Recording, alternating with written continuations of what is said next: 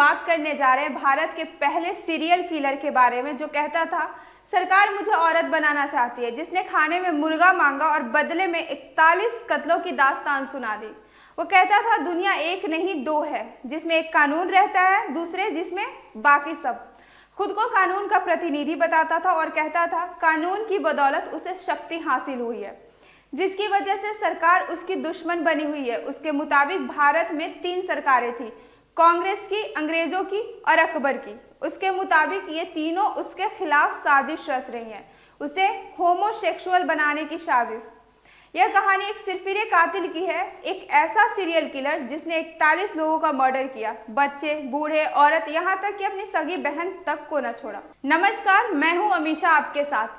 यह बात 1960 के दशक की है। मुंबई तब जो बॉम्बे हुआ करता था, यहाँ मलाड, गोरेगांव, जोगेश्वरी के इलाके में अचानक एक के बाद एक घटनाएं होने लगी। तरीका लगभग एक जैसा ही था। रात में सोए हुए लोगों पर अचानक कोई तेजी से हमला करता और उनकी हत्या कर देता। हत्या किए गए अधिकतर लोग गरीब और फुटपाथ पर सोने वाले थे। जब हत्या की वारदातें बढ़ने लगी तो पुलिस को हरकत में आना पड़ा। उस दौरान हत्यारे का खौफ इतना बढ़ गया था कि हर रात 2000 के आसपास पुलिस वाले रातों को गश्त लगाते थे। पुलिस ने कई लोगों को पकड़ा, लेकिन सबूत के अभाव में सब छोड़ दिए गए। 1965 में रमाकांत कुलकर्णी के पास ये केस भेजा गया। कुलकर्णी क्राइम ब्रांच के नए हेड नियुक्त हुए थे। उन्होंने इस केस की छानबीन शुरू की। इसके 3 साल बाद एक घटना हुई। 27 अगस्त 1968 को क्राइम ब्रांच के एक सब इंस्पेक्टर एलेक्स फियाल्हो दक्षिणी मुंबई के भिंडी बाजार इलाके में घूम रहे थे। सब इंस्पेक्टर बस का इंतजार कर रहे थे कि तभी खाकी शॉर्ट्स और लंबी नीली कमीज पहना एक शख्स उन्हें सामने से आता हुआ दिखाई दिया। उनको उस पर कुछ शक हुआ और वह उसका पीछा करने लगे। उन्होंने देखा कि उसके हाथों में एक छाता था जो गीला था, जबकि उस रोज बारिश का कोई नामो निशान नहीं था। उन्होंने उससे इस बारे में सवाल करने का निश्चय किया। उसने जवाब में बताया कि वह चिंचोली मलाड से आ रहा है, जहां बारिश हुई थी। सब इंस्पेक्टर को शक हुआ। शक का एक और कारण उसकी उंगली में लगा मेटल का वो छल्ला था, जिसे दर्जी सिलाई करते हुए पहनते हैं ताकि उंगली में सुई ना चुभे। कुछ रोज पहले मलाड में एक दर्जी की हत्या हुई थी, इसीलिए उनका शक और बढ़ गया। सब इंस्पेक्टर ने उसे थाने ले जाने के लिए कहा और वह बिना नानुकुर किए जीप में बैठ भी गया। पुलिस स्टेशन में उसकी उंगली के निशान की जांच की गई तो पता चला ठीक यही निशान कुछ रोज पहले कत्ल के घटना स्थल पर भी मिले थे। पक्का हो गया कि यह वही शख्स है जिसने खून किया था। इस शख्स का नाम था रमन राघव। कई सालों से वो मर्डर कर रहा था, लेकिन क्यों?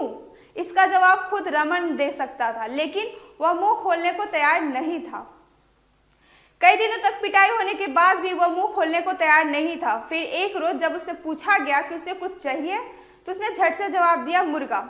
उसकी यह फरमाइश पूरी करने के लिए पुलिस अफसर ने उससे एक बार और पूछा कि कुछ चाहिए।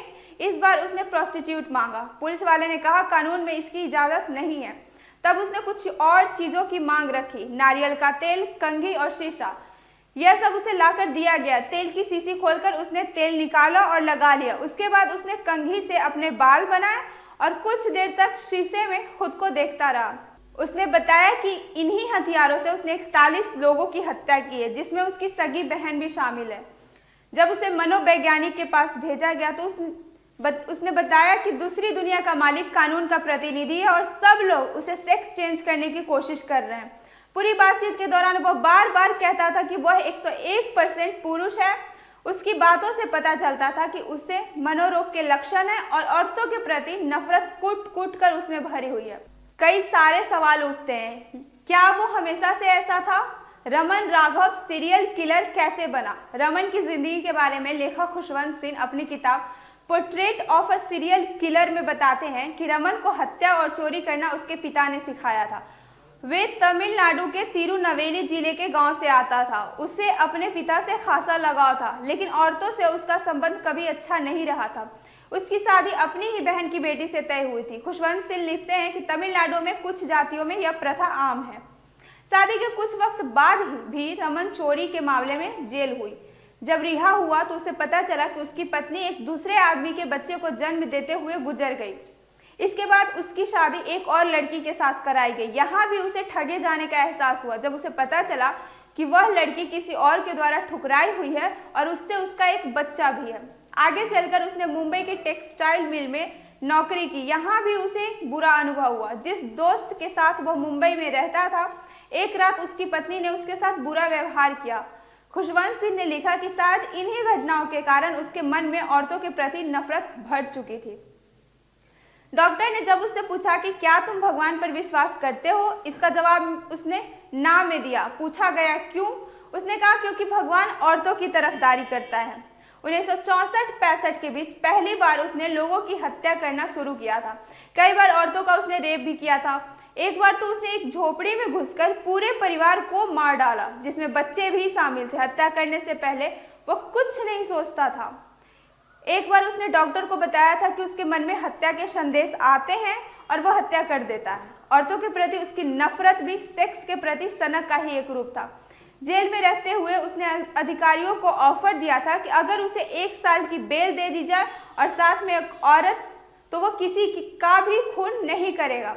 साथ ही उसकी शर्तें थी कि औरत 30 साल से कम उम्र की होनी चाहिए, चाहे तो वो प्रोस्टिट्यूट ही क्यों ना हो, क्योंकि उसे किसी औरत के खाना पकाने या काम करने से कोई मतलब ना था। उसने 41 मर्डर की बात स्वीकारी थी, लेकिन पुलिस का मानना था कि उसने इससे भी ज्यादा हत्याएं की है। इन मामलों में सरकारी वकील द्वारा उसे सजाए मौत देने की मांग की गई थी, लेकिन अदालत ने उसे मानसिक रूप से बीमार मानते हुए आजीवन कारावास की सजा दी थी। 1995 में राघव की हॉस्पिटल में किडनी की बीमारी से मौत हो गई। साल 2016 में अनुराग कश्यप ने इस सीरियल किलर पर एक फिल्म बनाई थी, जिसका नाम था रमन राघव 2.0, जिसमें रमन राघव का किरदार नवाजुद्दीन सिद्दीकी ने निभाया था। आज के लिए बस इतना ही। ऐसी और जानकारी के लिए देखते रहिए